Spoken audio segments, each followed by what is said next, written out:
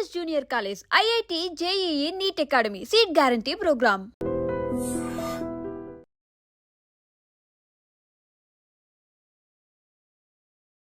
మూసీకి సంబంధించి బోల్డ్ అంత ఇన్ఫర్మేషన్ అయితే ఫ్లోట్ అవుతూ వచ్చింది. అది సుందరీకరణ జరుగుతోంది, సుందరీకరణ పేరుతో లూటిఫికేషన్ జరుగుతోంది అనేటువంటి మాట. 1,50,000 కోట్లు అనేది DPR రాలేదని, ఇంకెవరికో పంచి పెట్టడానికి స్కామ్లు జరుగుతున్నాయి ఇందులో అనేది.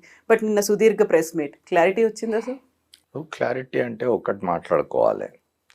ఉమ్మడి ఆంధ్రప్రదేశ్ నుంచే చాలామంది ముఖ్యమంత్రులు మూసీని సరిచేయడానికి ఆలోచనలు చేసినారు.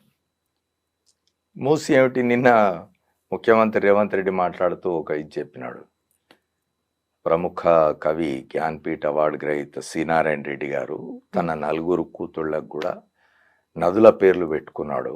నదుల్ని మనం తల్లితో సమానంగా చూస్తాం, ఆరాధిస్తాం, గౌరవిస్తాం. ఎందుకు మూసీ పేరు ఎవరు పెట్టుకోలేకపోతున్నారు, ఎందుకు మూసీ అంత బద్నామైంది అనే దానికి చెప్పాడు ఆయన. నిజంగా కూడా మూసీ పుట్టుక అనంతగిరి హిల్స్లో, అక్కడి నుంచి వచ్చి పారుకుంటూ వచ్చి నగర ప్రవేశం చేసి నగరంలో తిరిగి వెళ్ళి కృష్ణాలో కలుస్తుంది.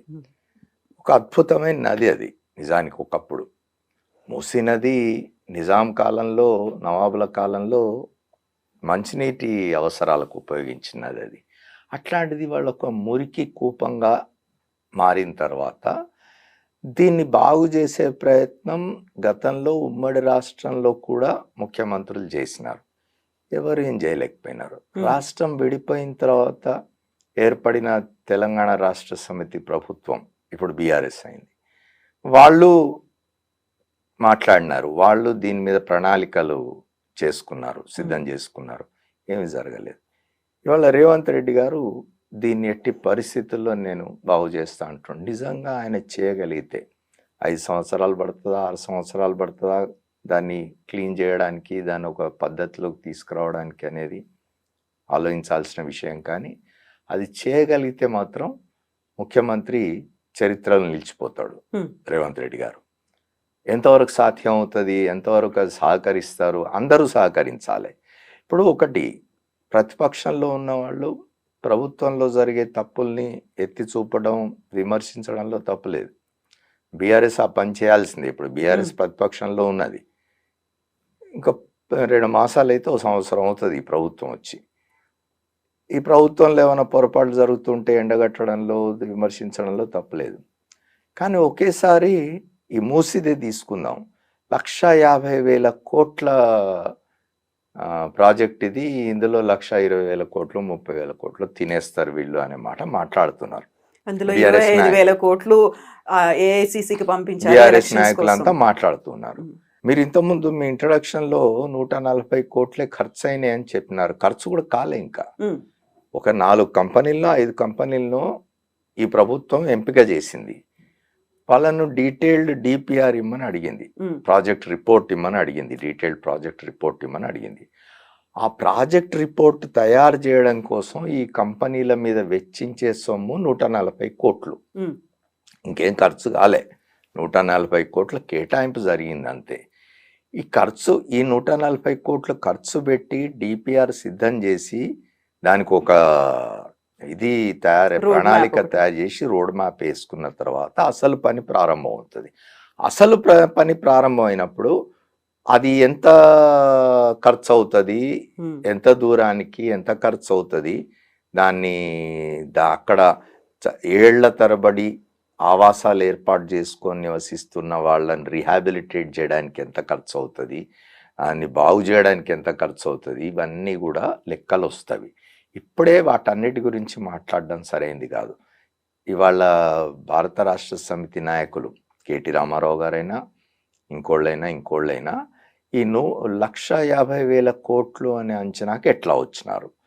ఇవాళ నేను విన్నాను, మళ్ళీ BRS కూడా ఒక పవర్ పాయింట్ ప్రజెంటేషన్ ఇవ్వబోతున్నది, KT రామారావు గారు ఇవ్వబోతున్నారని విన్నాను. మరి అందులో ఆయన ఏం చెప్తారు, ఏం చూపిస్తారో చూడాలి. నిన్న ముఖ్యమంత్రి 2 గంటల పాటు చాలా వివరంగా మాట్లాడాడు, మంచి వివరణ ఇచ్చినాడు ఆయన. అయితే ఒక్కటండి, ఇప్పుడు రాజకీయాల్లో ఉన్న వాళ్ళు చేపట్టాలనుకున్న కార్యక్రమాలు, వాళ్ళు చేసే ఇవన్నీ కూడా తప్పనిసరిగా ప్రజలకు ఉపయోగపడే విధంగానే ఉంటవి. అయితే వాటి అమలులో వాళ్ళు ఎంతవరకు చిత్తశుద్ధితో పనిచేస్తారు, వాళ్ళ వాళ్ళ అమల్లో వాటి అమలుకు వాళ్ళు చిత్తశుద్ధితో పని చేయాలనుకున్నప్పుడు ఎటువంటి అడ్డంకులు వస్తాయి, ఆ అడ్డంకులను ఎట్లా అధిగమిస్తారు అనేది చూడాలి. నేను ఆయన ఓపెన్గా చెప్పినాడు ముఖ్యమంత్రి ఓ మాట, మూసి అంశం మీదనే ప్రత్యేక శాసనసభ సమావేశాలు పెడదాం. మీరు ఎన్ని రోజులు అంటే అన్ని రోజులు అన్నాడు. మాట్లాడండి, కూర్చొని డిస్కస్ చేయండి. ఇది నగరానికి అవసరమైన ఒక మంచి ప్రాజెక్టు. బీఆర్ఎస్ ఇతర ప్రతిపక్షాలు, బీజేపీ, బీఆర్ఎస్ ఇతర ప్రతిపక్షాలు అన్నీ కూడా కలిసి వచ్చి కూర్చొని డిస్కస్ చేయండి. అందరూ కలిసి ఒక ఆల్ పార్టీ కమిటీ వేయించండి. ఆ కమిటీ వెళ్ళి మొత్తం చూడమని చెప్పండి. రేపు డిపిఆర్ తయారు చేయబోతున్న సంస్థల పనితీరును కూడా అంచనా వేయమని చెప్పండి. అది అడగండి ముఖ్యమంత్రిని కానీ ప్రభుత్వాన్ని కానీ. నిజంగా కూడా ఇవాళ హైదరాబాద్కు అది చాలా అవసరం. అది ఎందుకంటే చాలామంది అనొచ్చు, ఇప్పుడు అయిపోయిన దాని గురించి ఎందుకు ఆలోచించాలి, కావాలంటే ప్రత్యామ్నాయంగా చెరువులు తవ్వుకోండి, ఇంకోటి ఏమైనా చేయండి. మూసి అనేది అట్లాంటిది కాదు, చిన్న కుంటనో చెరువు కాదు, ఒక మంచి నది. అది దాన్ని మీరు కనుక రివైవ్ చేయగలిగితే, ముఖ్యమంత్రి అంటున్నట్టు, సరే ముఖ్యమంత్రి అన్న మాటకు ప్రతిపక్షాలు సోషల్ మీడియాలో మళ్ళీ అటాక్ చేస్తున్నాయి, కౌంటర్ అటాక్ చేస్తున్నవి. మీరు దీన్ని సుందరీకరణనే అన్నారు, మీరు థేమ్స్ నది చూసి వచ్చి దీన్ని అద్భుతంగా చేస్తానన్నారు. దాన్ని సుందరంగా చేస్తే ఇంకా మంచిది, కానీ కనీసమైన ఇది ఇప్పుడు దాన్ని క్లీన్ చేయడం. ఇప్పుడు ఒకటండి, చట్టాలు ఎంత లోపభూయిష్టంగా ఉంటాయంటే, ఇవాళ మీకున్న హుస్సేన్ సాగర్ కానీ, మీకున్న ఇతర ఉస్మాన్ సాగర్ కానీ, హిమాయత్ సాగర్ కానీ, వీటన్నిటిలో కూడా కాలుష్యాలు పోతున్నాయి చాలా వైపుల నుండి. ఒకటి, మీరు పరిశ్రమలకు అనుమతులు ఇవ్వాలి. పరిశ్రమలు రాకపోతే అభివృద్ధి సాధ్యం కాదు, పరిశ్రమలు రావాల్సిందే. కానీ పరిశ్రమలు ప్రారంభించే వాళ్ళు ఎటువంటి జాగ్రత్తలు తీసుకోవాలి, వాళ్ళని ఎట్లా కట్టడి చేయాలనే దాని మీద ప్రభుత్వాలకు ఒక స్పష్టత ఉండాలి. వాళ్లకు మనం ఒక పరిశ్రమకు అనుమతిస్తూ ఉన్నప్పుడు ఆ పరిశ్రమ ద్వారా కొంత కాలుష్యం వెలువడే అవకాశం ఉంటుంది, తప్పనిసరి. అది దాన్ని ఎట్లా కట్టడి చేస్తారు, అది ప్రజల జీవితాలకి, ప్రజల ఆరోగ్యానికి భంగం కలిగించని విధంగా ఎట్లా ఉండాలి అనేది ఒకటి సీరియస్గా ప్రభుత్వం ఆలోచించాలి. ఇప్పుడు ప్రభుత్వాల పరిస్థితి ఏమిటి అని అంటే, వీళ్ళు చాలా విషయాలు ఆలోచిస్తూ ఉంటారు, చాలా విషయాల్లో నిపుణులను ఏర్పాటు చేసుకుంటారు, సలహాదారులను ఏర్పాటు చేసుకుంటారు, కమిటీలు వేసుకుంటారు, వాళ్ళ దగ్గర సలహాలు తీసుకుంటారు. కానీ పర్యావరణం విషయంలో మాత్రం జరగదు. మీకు ఇవాళ ఒకటి చెప్పండి, తెలంగాణలో కానీ మన పొరుగు రాష్ట్రం ఆంధ్రప్రదేశ్లో కానీ పర్యావరణానికి సంబంధించిన జాగ్రత్తలు చెప్పే లేదా దాన్ని బాగు చేసే విధంగా మీకు సలహాలు ఇచ్చేవాళ్ళు మీ ప్రభుత్వాల్లో ఎంతమంది ఉన్నారు? పర్యావరణాన్ని రక్షించుకోవడం కోసం అవసరమైన వ్యవస్థ మీకున్నదా? ఉంటుంది. మనకు ఈపీటీఆర్ ఉంది, ఎన్వైరన్మెంట్ దీనికి సంబంధించి. అవన్నీ కూడా నామకే వాస్తేగా ఉండిపోతాయి. ఈపీటీఆర్ హెడ్ చేసే వాళ్ళు ఎవరు ఉంటారంటే, వాళ్ళు ఎవరు ఐఏఎస్ ఆఫీసర్లు అంటే పాపం లూప్ లైన్లో ఉన్నవాళ్ళు, అంటే ప్రభుత్వాల కన్నెర్రకు గురైన వాళ్ళు, లేదా ప్రభుత్వాలు ఇతను ఏదోలే ఉన్నాడు కాబట్టి వాడుకోవాలనుకొని వేసి అప్రాధాన్య పోస్ట్ అంటారు చూడు, అట్లాంటి దాంట్లో అట్లా ఉంటుంది. అక్కడ గట్టిగా నిలబడి ఎన్వైరన్మెంట్ కోసం, పర్యావరణం కోసం చిత్తశుద్ధితోటి సీరియస్గా పనిచేసే వాళ్ళు చాలా తక్కువ మంది పోతూ ఉంటారు.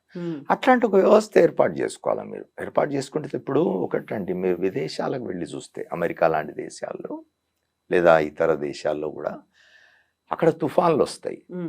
తుఫాన్లకు ఇప్పుడు మన దగ్గర ఒక తుఫాన్ వస్తే, మొన్న మీరు ఆంధ్రాలో చూసినారు, విజయవాడ మొత్తం గందరగోళం అయిపోయింది. ఒక 15 నెల రోజులు, 2 నెలలు, ఇప్పటికి ఇంకా తేరుకున్నట్లేదు విజయవాడ పట్టణం. అక్కడ అట్లా ఉండదు. మహా తుఫాన్లకే పేర్లు పెట్టి సెలబ్రేట్ చేస్తారు విదేశాల్లో ఆ తుఫాన్ వచ్చినప్పుడు. అంటే ఆ తుఫాను వల్ల జన నష్టం కానీ, ఆస్తి నష్టం కానీ, ప్రజా జీవితానికి కానీ ఎటువంటి ఇబ్బంది ఉండదు. అట్లాంటి ఏర్పాట్లు చేసుకుంటారు వాళ్ళు, అట్లాంటి వ్యవస్థలు ఉంటాయి వాళ్ళకు. మన దగ్గర ఎందుకుండవు అట్లాంటి వ్యవస్థలు? మనం కూడా ఏం చిన్న ఎకానమీ కాదు కదా మనది. లక్షల కోట్లలో బడ్జెట్లు ఉన్నాయి మనకు. ఉన్నప్పుడు ఇది చాలా ముఖ్యమైనది కదా జీవితంలో. ఎన్వైరన్మెంట్ అనేది, పర్యావరణం అనేది చాలా ముఖ్యమైనది మన జీవితంలో. దానికోసం చేయాల్సిన అవసరం ఉంది కదా. అడ్డగోలుగా మీరు ఇప్పుడు హైడ్రా పెట్టినప్పుడు విమర్శ వచ్చింది. సరే, హైడ్రా విషయంలో కొన్ని పొరపాట్లు జరుగుతున్నాయంటే కరెక్ట్ చేసుకోవాలి. ప్రభుత్వం కూడా కరెక్టివ్ మెజర్స్కు పోతూ ఉన్నట్టుంది, కొంత మంచిదే. ఏదైనా కూడా మన పర్యావరణాన్ని రక్షించుకోవాల్సిన అవసరం ఉంటుంది. దానికోసం మనకున్న చెరువులు కానీ, మనకున్న నదులు కానీ, వాటిని రక్షించుకోవాల్సిన అవసరం. ఒక నదికి నదే మాయమైపోయింది. ఆశ్చర్యం కదా అది. ఎంత ఆశ్చర్యం కాదు, దిగ్భ్రాంతి కలిగించాల్సిన విషయం, బాధపడాల్సిన విషయం. ఒక నదికి నదిని మనం మాయం చేసుకోవడం అనేది, దాన్ని ఎవరో పునరుజ్జీవింపజేయడం కోసం ప్రయత్నం జరుగుతున్నది. లోపాలుంటే చెప్పండి, ఏమన్నా అవినీతి జరుగుతూ ఉంటే చెప్పండి, నిలదీయండి తప్పనిసరిగా. కానీ అసలు ఆ మొత్తం ప్రాజెక్ట్ని అడ్డుకుందాం, వీళ్ళకి పేరు వస్తుందేమో, మళ్ళీ మేము రేపు అధికారంలోకి వస్తాం, వచ్చినప్పుడు చేద్దాము, వీళ్ళకి ఎందుకు ఆ పేరు రావాలి అనే దుగ్ధ మంచిది కాదు. సార్, ఇప్పటికే హైడ్రా కావచ్చు, మూసీ కావచ్చు, అసలు అంశాలని పక్కదారి పట్టించడానికి డైవర్షన్స్ కోసమే తెర మీదకి తీసుకొచ్చి ఒక హడావిడి చేస్తున్నారు అని ఇంత తీవ్ర స్థాయిలో ఆరోపణలు చేస్తున్నప్పుడు నిన్న సీఎం రేవంత్ రెడ్డి చెప్పారు, మాతో కలిసి రండి, సలహాలు సూచనలు ఉంటాయి, ఇవ్వండి. 19th లోపు ఒక డెడ్ లైన్ కూడా పెట్టారు. 19th లోపు అన్ని పార్టీలను నేను ఇన్వైట్ చేస్తున్నాను. ఇలా కలిసి వచ్చి దానికి సంబంధించినటువంటి సలహాలు సూచనలు చేసే ఆ అట్మాస్ఫియర్ ఇప్పుడు ఉందంటారా? నేను అదే చెప్పినాను కదా ఇంతకుముందు, అన్ని ప్రతిపక్షాలను రమ్మనండి. ఎందుకోసం? ఇప్పుడు ప్రభుత్వం ఏం చేసినా దాన్ని విమర్శిస్తాం, అది జరగకుండా చేస్తాం, దాన్ని అడ్డుకుంటాం, మేము ప్రచారం మీరు 10 సంవత్సరాలు, దాదాపుగా 10 కాదు 9 సంవత్సరాల పైబడి, మీరు 2014 జూన్ 2న అధికారంలోకి వస్తే 2023 డిసెంబర్లో పవర్ పోయింది మీ దగ్గర నుంచి. 9 సంవత్సరాల పైబడి మీరు అధికారంలో ఉన్నారు. ఉన్నన్నాళ్ళు మీరు ఆలోచించని పనులు. డిఎస్సి ఏనాడు మీరు పెట్టలేదు. ఇప్పుడు డిఎస్సి అభ్యర్థులను తీసుకొచ్చి మీరు మీ పార్టీ ఆఫీసుల్లో సమావేశాలు పెట్టి వాళ్ళని రెచ్చగొట్టే ప్రయత్నం చేస్తున్నారు. ఇవన్నీ మంచిది కాదు. నేనేమంటున్నానంటే, ప్రభుత్వం చేస్తున్న వాటిల్లో తప్పులు ఉంటే ఎత్తి చూపండి, విమర్శించండి, గట్టిగా నిలబడి పోరాడండి అవినీతి జరుగుతుంటే. దాన్ని ఎవరు కాదన్నారు. ప్రతిపక్షాల పాత్రే అది, ప్రతిపక్షాల బాధ్యత అది. మీరు శాసన వ్యవస్థ ఉంది, ఆ వేదికల మీద మాట్లాడండి, బయట మాట్లాడండి, ప్రజాక్షేత్రంలోకి పోయి పోరాటం చేయండి, కాదన్ను. కానీ ఒక కార్యక్రమం జరుగుతూ ఉంటే, ఒక కార్యక్రమాన్ని ప్రభుత్వం తలపెట్టినప్పుడు దాని అధినేత ముఖ్యమంత్రి ముందుకొచ్చి, రండి ఫలానా తేదీలోగా మీరు అందరు రండి, నేను కూర్చొని మాట్లాడతాను మీ అందరితోటి. అసలు ఇటీవలి కాలంలో ఇదంతా 90ల్లో మొదలైంది. ఎవరైనా అధికారంలోకి వస్తే ఒక రాజకీయ పార్టీ ఇతర పార్టీని పట్టించుకునేది లేదు. ఇక అసలు ఆ పార్టీల అవసరమే లేదు, మేము ఒక్కళ్ళం ఉంటే చాలు, ఆ పార్టీలన్నీ కూడా నాశనం అయిపోవాలి అనే ఆలోచనతో మాట్లాడతారు. అది సరైంది కాదు. ప్రతిపక్షం అనేది తప్పనిసరిగా ప్రజాస్వామ్యంలో ఒక బలమైన శక్తిగా ఉండాలి. ప్రతిపక్షం ఉంటేనే ప్రభుత్వంలో ఉన్నవాళ్ళు జాగ్రత్తగా పరిపాలన చేస్తారు. అట్లా కాకుండా ప్రతిపక్షం నిర్వీర్యం అయిపోయింది అనుకోండి, అసలు లేకుండా పోయింది అనుకోండి, అప్పుడు ఏమిటి పరిస్థితి? క్వశ్చన్ చేసేవాడు ఉండడు. ఇవాళ ప్రజలు ఒకప్పటిలాగా లేదు పరిస్థితి. వాళ్ళ ప్రజలు ఒక సమూహంగా ఏర్పడడం లేదు, సమూహ శక్తిగా ముందుకు రావడం లేదు. ఏ ఉద్యమాలైనా, ఏ పోరాటాలైనా చేయడానికి గతంలో లాగా ఒక పెద్ద సమూహం ముందుకొచ్చి నిలబడి పోరాటం చేసే స్థితిలో ఇవాళ సమాజం లేదు. మారిపోతుంది అదంతా. ఎందుకంటే కెరియరిజం పెరిగిపోయింది బాగా, వ్యక్తిగతమైన అవసరాలు పెరిగిపోయినవి, జీవించడం కోసం, కుటుంబాన్ని ఇది చేసుకోవడం కోసం పడే యాతనలో సగటు మనిషి వీటి గురించి ఆలోచించే స్థితిలోంచి పోతూ ఉన్నాడు. అట్లాంటి సమయంలో ప్రతిపక్షం అనేది చాలా అవసరం, ఇంకా బలంగా ఉండాల్సిన అవసరం ఉంటుంది.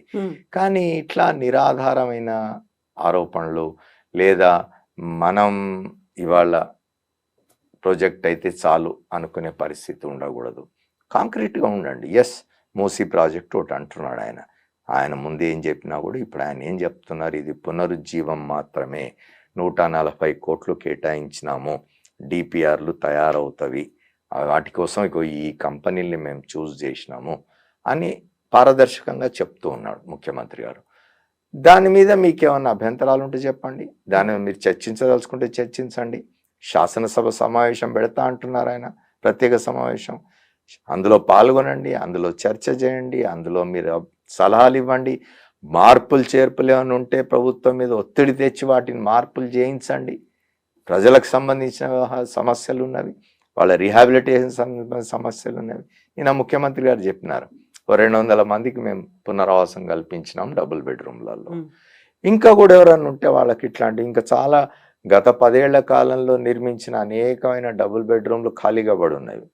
అవన్నీ నిజానికి కొంతకాలం పోతే పాడైపోతాయి. అవి ఎవరు ఉండకపోతే, మనుషులు నివసించకపోతే ఏ నిర్మాణమైనా పాడైపోతుంది మెయింటెనెన్స్ లేకపోతే. అట్లాంటివన్నీ కూడా అలాట్ చేయండి. మీరు ప్రజల్ని మంచి మూసి ఒడ్డున మురికిలో ఆ దుర్గంధంలో బ్రతుకుతున్న వాళ్ళని తీసుకొచ్చి ఒక మంచి ఆవాసం కల్పించగలిగితే దాన్ని ఎందుకు మనం ఆహ్వానించకూడదు, ఎందుకు తప్పు పట్టాలి? సార్, ఏ ప్రభుత్వం వచ్చినా కొన్ని దశాబ్దాలుగా చూస్తుంటే అటు హుస్సేన్ సాగర్ మీద మేము ఫోకస్ పెడతాము, దానికి సంబంధించి జైకా ప్రాజెక్ట్ కావచ్చు, విదేశాల నుంచి నిధులు, ఇవన్నీ ఎంత హడావుడి అవుతుందో మూసీకి సంబంధించి కూడా అంతే హడావుడి ప్రతిసారి ప్రతి గవర్నమెంట్ ప్రతి సీఎం చేసేది. ఇప్పుడు అలా కాదు, నిజంగా వీళ్ళు ఏదైతే విజన్తో ముందుకెళ్తున్నామో డిపిఆర్ 18 నెలల్లో వస్తుంది, 6 ఏళ్లలో ప్రాజెక్ట్ పూర్తవుతుంది, ఖచ్చితంగా చెప్పినట్టుగా జరగాలంటే అక్కడ అందరి సహకారం అవసరం. మీరు చెప్పినట్టుగా ప్రజల సహకారం, ప్రతిపక్షాల సహకారం, చిత్తశుద్ధి ప్రభుత్వానికి కూడా ఉండాలి. మళ్ళీ ఇది డైవర్షనో లేకుంటే డైల్యూటో అవ్వకుండా ఉండాలి అంటే, ఒక అలామింగ్గా ప్రభుత్వం కూడా భావించాలి అంటే ఏం జరగాలంటారు? ముందు అన్నిటికంటే ముందు ప్రభుత్వ యంత్రాంగం నిజాయితీగా ఉండాలి. ఇప్పుడు జరుగుతున్న ఈ సమస్య అంతా కూడా ఎక్కడొస్తున్నదంటే, ఇప్పుడు హైడ్రా వాళ్ళు పోయి ఎక్కడో దగ్గర ఒక గేటెడ్ కమ్యూనిటీనో లేకపోతే ఒక బహుళ అంతస్తుల భవనాలను కూల్చేయడానికి వెళ్తున్నారు. వాళ్ళు వచ్చి మాకు అనుమతులు ఉన్నాయని చూపిస్తున్నారు. ఈ అనుమతులు ఇచ్చింది ఎవరు? అధికారులు కదా. అధికారులు ఎందుకు ఇస్తున్నారు అనుమతులు? ప్రభుత్వంలో ఎవరున్నా సరే నిలబడి ఇది సరైంది కాదు, ఈ పని మేము చేయము అని గట్టిగా ప్రభుత్వం ముందు నిలబడి చెప్పగలిగిన ధైర్యం అధికార యంత్రాంగానికి రావాలి. ఆ పరిస్థితి అది ఎక్కడ ఉంది? ఆ పరిస్థితి ఎక్కడున్నది? వాళ్ళ మీరు చూసినారు గత 3 ఐఏఎస్ ఆఫీసర్ల వెంపర్లాటే చూసినారు మీరు. వాళ్ళ డిఓపిటి వాళ్ళు మీకు అలాట్ చేసిన రాష్ట్రానికి వెళ్ళండి అని చెప్తే మేము అక్కడికి వెళ్ళామని కోర్టులకు పోయేదాకా చేసుకుంటున్నారు. ఎందుకు? ఒక చిరుద్యోగి బదిలీ అయితే పోకపోతే మీరు యాక్షన్ తీసుకుంటారు వాళ్ళ మీద. మీరెందుకు పోరు? మీకు కేటాయించిన స్థానాల్లో మీరెందుకు పనిచేయరు? అంటే మీకు ఇక్కడేవో ప్రయోజనాలు ఉన్నామని అనుకోవాలి కదా. అదే అనేది ఇవాళ అధికార యంత్రాంగం. మనము ఎంతసేపు రాజకీయ వ్యవస్థను, రాజకీయ నాయకుల్ని అవినీతిమయమైపోయింది ఆ వ్యవస్థ అని తిడుతూ ఉంటాం, విమర్శిస్తూ ఉంటాం. కానీ అధికార యంత్రాంగం సరిగ్గా ఉంటే రాజకీయ వ్యవస్థ ఒళ్ళు దగ్గర పెట్టుకొని పనిచేస్తుంది. అధికార యంత్రాంగం అనేది శాశ్వతం. రాజకీయ వ్యవస్థ ప్రతి 5 ఏళ్లకోసారి ప్రజల దగ్గర పోయి పరీక్ష రాయాల్సి ఉంటుంది. అధికార యంత్రాంగం అట్లా కాదు. ఒకసారి నువ్వు ఐఏఎస్ సెలెక్ట్ అయ్యి వస్తే నువ్వు రిటైర్ అయ్యే వరకు ఆ పదవిలో ఉంటావు. ఓ దగ్గర ఉద్యోగం కాబట్టి ఇంకో దగ్గర ఉద్యోగం చేస్తావు. నీకు అంత ఏమంటారు గ్యారంటీ ఉన్నప్పుడు, నీ ఉద్యోగం నీ భవిష్యత్తుకు గ్యారంటీ ఉన్నప్పుడు నువ్వు తలెత్తుకొని నిలబడి ఎందుకు రాజకీయ వ్యవస్థను ఎదిరించలేవు? ఆ పని చేయరు. లాలుచిబడిపోయి ఎంత అవినీతిమయం అయిపోయింది అధికార యంత్రాంగం. ఇవాళ ఎవరికైనా కోపం రావచ్చు అధికార యంత్రాంగంలో ఉన్నవాళ్ళు. అక్కడ కూడా మినహాయింపులు ఉంటాయి, అక్కడ కూడా నిజాయితీగా పనిచేసే అధికారులు ఉండొచ్చు. కానీ మొత్తంగా జరుగుతున్నది ఏమిటి అనేది కనుక మనం చూసినట్టయితే ఇవాళ అధికార యంత్రాంగం అవినీతిమయం అయిపోయి దానిని రాజకీయ వ్యవస్థ వాడుకొని ఆ మొత్తంగా కలిసి ఈ వ్యవస్థను మొత్తాన్ని భ్రష్టు పట్టిస్తున్నారు కదా. ఇతర వ్యవస్థలు ఏమో గొప్పగా ఉన్నాయని అనడం లేదు. అనొచ్చు ఎవరైనా మీడియా బాగుందా అని. మీడియా గురించి మనం ఇంకోసారి చర్చించుకోవచ్చు. మీడియాలో ఉన్న మీడియా ఎటువంటి ఇదిలో పోతున్నది వాళ్ళ అనేది. నేనేమంటున్నా అంటే ఈ 2 వ్యవస్థలు చాలా ముఖ్యం.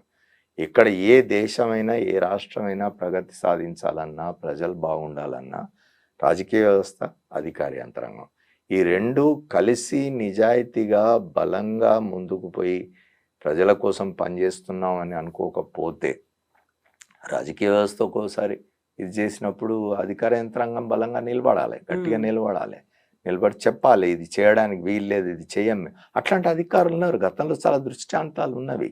పోయి ముఖ్యమంత్రి గారు చెప్పిన దానికి కూడా లేదు సార్ ఇది కరెక్ట్ కాదు, మీరు ఇది చేయకూడదు అని నిలబడి చెప్పి ఆపించిన అధికారులు కూడా ఉన్నారు, లేరని అనడం లేదు. కానీ ఇప్పుడు అది ఎక్కడ ఉంది? ఎవరు వస్తే వాళ్ళు ఏం చెప్తారు చేద్దాం అంటే అధికారులు కూడా ఎట్లయిపోయినారంటే మనకి ఎందుకు వచ్చింది, వాళ్ళు చెప్పింది చేసి వెళ్ళిపోదాం అని దీనిలో పడినారు. ఇది సరైంది కాదు, ఇది సరైంది అని చెప్పగలిగే, నిలబడి ధైర్యంగా చెప్పగలిగే అధికారులు చాలా తక్కువ అయిపోయినారు. అది ప్రధానమైన సమస్య. ఇవాళ మూసి ఇంకో 18 నెలలకు డిపిఆర్ తయారై ఇంకో 5-6 సంవత్సరాల్లో ఈ ప్రాజెక్ట్ పూర్తి కావాలి అని అంటే ముందు అధికార యంత్రాంగం బలంగా నిలబడి పనిచేయాలి. ఏ రాజకీయ ఒత్తిళ్లకు లొంగకూడదు. రేపొద్దున అనేక రాజకీయ ఒత్తిళ్ళు వస్తాయి. ఆ మార్గంలో తమ నియోజకవర్గాలు ఉన్న రాజకీయ నాయకులు వచ్చి ఓట్ల కోసం అని చెప్పి ఈ పని చేయకూడదు అని చెప్పి ఒత్తిడి తీసుకొస్తారు, మార్చమని వస్తారు. ఇట్లాంటివి చాలా జరుగుతాయి. వాటి వేటికి లొంగకుండా గట్టిగా నిలబడి చేస్తే అసాధ్యమేం కాదు. మూసీని రివైవ్ చేయడం అనేది అసాధ్యమైన పనేం కాదు. సో ఇప్పుడు హైడ్రా రంగనాథ్ ఎదుర్కొంటుంది కూడా ఇదే కదా, కేవలం ఒత్తిళ్లు మాత్రమే కాదు, కోర్టు కేసులు కూడా అవుతున్నాయి, అక్కడ బెదిరింపులు అనేవి ఉన్నాయి. ఇవన్నిటిని తట్టుకొని నిలబడగలగడం అంటే సాధ్యమవుతుందంటారా? కానీ హైడ్రా విషయంలో కోర్టు ఒక మంచి మాట చెప్పింది కదండి, దాని విషయంలో ఇచ్చేయము అని చెప్పి. ఎందుకంటే ఇట్లాంటివన్నీ కూడా కోర్టులు కూడా, న్యాయ వ్యవస్థ కూడా ఆలోచించాలా, న్యాయ వ్యవస్థ ఆలోచించాలా, అధికార యంత్రాంగం, రాజకీయ వ్యవస్థ వీళ్ళంతా కూడా ఆలోచించాలి. ఎందుకంటే భవిష్యత్తు ఇప్పుడే ఇట్లా ఉన్నది అంటే ఇంకో 10 ఏళ్ళు పోతే మీరు హైదరాబాద్ పరిస్థితి ఏమిటి చెప్పిన, ఒక హైదరాబాదే కాదు, మీరు తెలంగాణలో ఇతర జిల్లాలకు వెళ్ళండి, ఒక గట్టి వర్షం పడితే రోడ్లన్నీ జలమైపోతాయి. మన దగ్గర డ్రైనేజ్ వ్యవస్థ లేదు, మీకు ఇతర మౌలిక సదుపాయాలకు సంబంధించిన ఆలోచన లేదు, ఏం లేకుండా ఇంతసేపు రియల్ ఎస్టేట్ ఒకటే, రియల్ ఎస్టేట్ వల్ల రాష్ట్ర అభివృద్ధి జరుగుతుంది, రియల్ ఎస్టేట్ వల్లనే సంపద వస్తుంది అనే ఒక మైండ్ సెట్ ఎప్పుడైతే ఉందో అప్పుడు ఈ సమస్యలన్నీ వస్తున్నాయి. రియల్ ఎస్టేట్ ఒకటి ఇవాళ నిజానికి హైదరాబాద్ నగరానికి ఒక గొప్ప అడ్వాంటేజ్, గతంలో కూడా చాలాసార్లు మాట్లాడుకున్నాం మనం, చుట్టూ చాలా దూరం విస్తరించగలిగిన పరిస్థితి ఉన్నది హైదరాబాద్కి. మీకు ముంబై లాగానో చెన్నై లాగానో ఇతర ప్రాంతాలు లేవు. హాయిగా మీరు చుట్టూ ఎంత దూరమైనా మీరు విస్తరించడానికి, నగరాన్ని విస్తరింపజేయడానికి శాటిలైట్ టౌన్షిప్స్ కట్టండి, దూరంగా పోండి. ఇవాళ మీకు అద్భుతమైన మౌలిక సదుపాయాలు వచ్చినవి, ORR వచ్చింది, అవుటర్ రింగ్ రోడ్ వచ్చింది, ఇంకో రీజనల్ రింగ్ రోడ్ ప్లాన్ చేస్తూ ఉన్నారు, ఫోర్త్ సిటీ అండి. మీరు ఇవన్నీ తీసుకొని వేర్వేరు చోట్లకు విస్తరించండి. మీరు ఒక్క దగ్గరనే 50, అదే చాలా గొప్ప దీనిగా ప్రచారం చేసుకుంటూ ఉంటారు. 50 అంతస్తులో కడుతూ ఉన్నాం మేము, 60 అంతస్తులో కడుతున్నాం. అంతస్తులు పైకి పోతూ ఉంటే ధరలు పెరుగుతాయట. మీకు గ్రౌండ్ ఫ్లోర్ లో ఉండే అపార్ట్మెంట్ ధరకి హై రైజ్ బిల్డింగ్స్ 50 అంతస్తులో ఉండే ధర ఎక్కువ ఉంటదట. ఇగో ఇట్లాంటి పిచ్చిలో పడి కొట్టుకుపోతూ ఉంటే సొసైటీ ఎట్లా చెప్పండి? అవన్నీ తగ్గాలి. సో దీంతో పాటుగా ప్రభుత్వం మేము చిత్తశుద్ధితో ఉన్నాము, ప్రాపర్ గా మేము చేస్తాము, అవకతవకలు ఉంటే అనేది ఉంది కాబట్టి ప్రభుత్వం చెప్తూ ఉన్నది, దానికి అవకాశం ఇవ్వండి. నేను ఇంతకుముందు అన్నట్టు సంవత్సరం కూడా కాలే, ఇప్పటికి 10 మాసాలు అయింది వచ్చి ప్రభుత్వం వచ్చి, ఇంకో సంవత్సరం టైం ఇవ్వండి, మీకు అర్థమవుతుంది కదా ఏం చేస్తున్నారు అనేది. ఎప్పుడు కూడా ప్రతిపక్షం విమర్శించొద్దని కానీ, ప్రతిపక్షం ప్రభుత్వంలో జరుగుతున్న లోపాలని ఎత్తిచూపొద్దని కానీ, కట్టడి చేయొద్దని కానీ ఎవరు చెప్పరు, చేయాల్సిందే ఖచ్చితంగా. కానీ దానికి హేతుబద్ధమైనది ఉండాలి, అంత అర్థవంతంగా ఉండాలి మీరు చేసేది ఏదైనా కూడా. ఇప్పుడు ఆయన చేసినట్టుగా కేటీ రామారావు గారు మాట్లాడితే 1,50,000 కోట్లు 1,50,000 కోట్లు అంటున్నాడు. అది ఎక్కడి నుంచి 1,50,000 కోట్లు అనే నంబర్ ఆయనకి ఎక్కడి నుంచి వచ్చింది అనేది ఆయన చెప్పాలి.